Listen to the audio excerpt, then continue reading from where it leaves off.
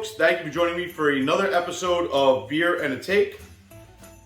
We are at day number 11 of our beer advent calendar, and this is Stella Blue by Alternate Ending Beer Co. It is a blueberry saison, 6.8% ABV. I'm just going to read the back of the bottle because I think it sums it up pretty well. Stella Blue is a barrel-aged saison that spent 14 months in a Chardonnay barrel and then rested on New Jersey blueberries. Then was bottled conditioned with a word I'm going to butcher, Brettanomyces. What? What the fuck? I'm assuming that's just an additive to maybe keep it longer, preservative or something. All the years combined, they melt into a dream. A broken angel sings from a guitar. In the end, there's just a song, Stella Blue. Aw, how sweet. Good for that person that sat there and wrote that. Put a little time and effort into it. So, I went to Alternate Ending last night with my family. If you watched our brewery review, me and Rook went earlier last year to Alternate Ending. We love the food, but didn't really sing them praises in their beers. Oh, he's out of control. He gave me a bad review. So my friend put a horse head on his bed. He ate the head. But gave him another shot because love the food. We were going out, family dinner, and figured out what the hell. Why not give them another chance to justify themselves? And I gotta say, they absolutely did. So, my humblest apologies to Alternate Ending. I had a phenomenal time last night. I highly recommend the fried cheese curds as their appetizer, and you cannot go wrong with the pizzas. Their food is like an elevated pub food. They take it to a different level, very good. And the beers we had last night were tremendous. So I went with this, thoroughly enjoyed it. Now time for a review.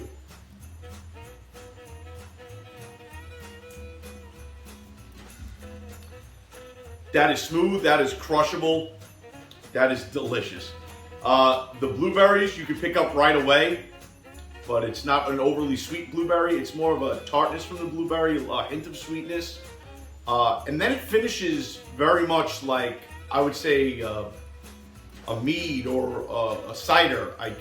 I understand the aging in the Chardonnay barrels. It has a wine-like quality to it, but it's very drinkable, very crisp, perfectly carbonated, and I think this is the perfect beer for hanging out in the backyard in the spring and summer, barbecuing, throwing the bowl around with your kid, throwing a frisbee to your dog, and irritating your wife. Maybe that's just me. So my sports take today is going to be a debate that we're going to have as NFL fans for years and years to come.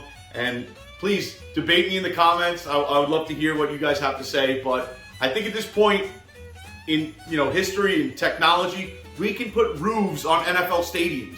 Can we cut the shit? We all enjoy watching that one or two games in Green Bay, the snow games, but all it is a novelty. Snow, just like I predicted in my forecast from the studio. I'm not sure why I'm out here literally looking around. It looks like snow. You could just take a video of it snowing and show that. Why do I have to be here? The weather shouldn't dictate the gameplay. The Jets and New England, a huge game for both teams, and it was just a punt fest. That's all it was, because it was a nasty day, out in the rain, out in the cold, and nobody on the offense could get anything going. It was decided by a punt return. Good for them. I don't mean to be a bitter Jets fan. That's not the point. But I want to see offense against defense. I want to see two teams at their peak, level of performance, play each other and see who comes out victorious. Not both teams battling the weather and who's going to avoid the unfavorable bounce or slippage of the ball out of your hands. It's irritating at this point, especially the time of the year the NFL plays. You're going into the biggest part of the season, trying to see who's going to eat their way into the playoffs. And right now we have the weather determining who's going to win the Jets-Bills game.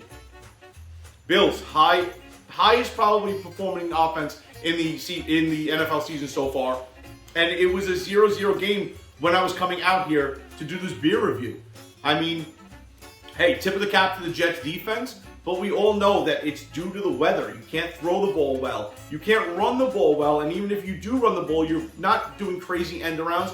You're trying to just punch it up there and straight for yardage, and the defense knows the run is coming because of the weather. I think at this point, these games should be played, especially anything above, the line across the country, like let's say Virginia, should be played indoors. It shouldn't be a battle of who's gonna outdo the weather. It should be who's gonna outdo the other team. So please feel free to comment below. Let us know.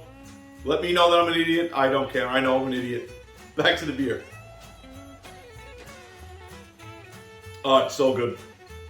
So I think, and I'm gonna get in trouble for this by Nick because he doesn't like us, giving all these beers high in ratings. Listen, we've been meaning to have a talk with you about your reviews. Everything's a rave. 9 thumbs up. What the hell is that? But I think we choose beers that we want to drink, so of course they're gonna have higher than normal ratings. I'm not gonna go to the store and say, holy shit, a PBR, let me grab that. Nothing wrong with a PBR, but it's not on this level.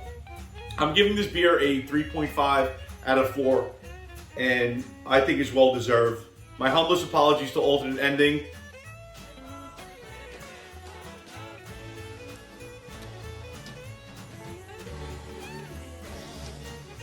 You guys have changed my mind on use. Bravo.